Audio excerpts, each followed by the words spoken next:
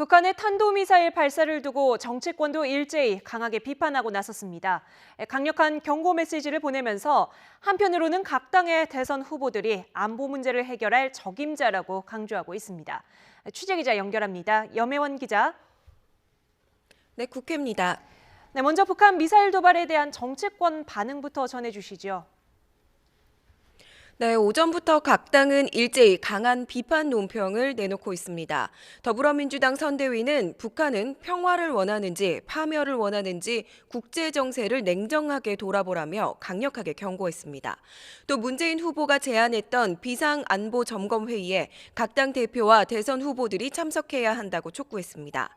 국민의당도 북한의 무력 도발은 국제사회의 공분과 북한의 고립을 자초할 뿐이라고 규탄했습니다. 또 안보 문제에는 진보와 보수가 따로 없다며 국회 국방위원회와 외교통일위원회 소집을 다시 요구했습니다. 자유한국당은 북한의 행동은 경거망동이라고 일축했는데요.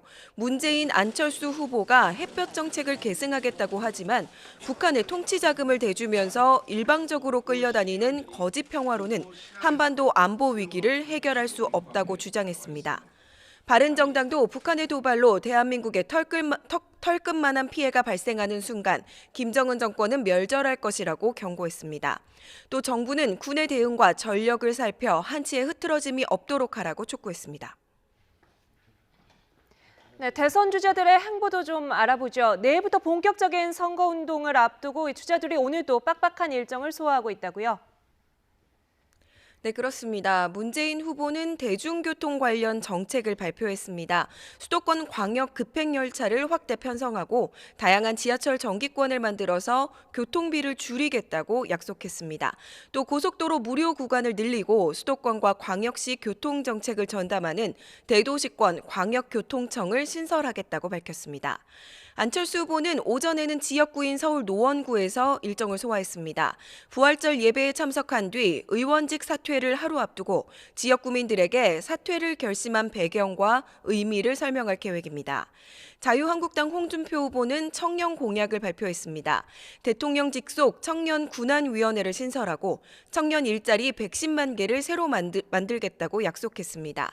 이어 국가 대개혁 비전 선포 기자회견도 열었습니다. 바른정당 유승민 후보는 보훈 공약을 발표했는데요. 유 후보는 국가 유공자가 명예롭게 평생을 살 수 있도록 의료 지원과 보상, 유해 발굴 사업 등을 개선하겠다고 밝히고 서울 둔촌동에 있는 중앙보훈병원을 찾았습니다. 정의당 심상정 후보는 국회에서 4차 산업혁명 관련 정책을 발표했습니다.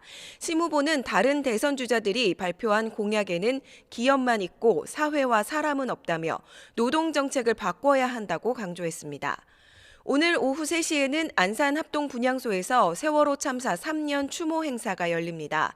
문재인, 안철수, 유승민, 심상정 후보가 나란히 참석해서 애도의 뜻을 표하는 가운데 홍준표 후보는 참석하지 않을 계획입니다. 지금까지 국회에서 YTN 염혜원입니다.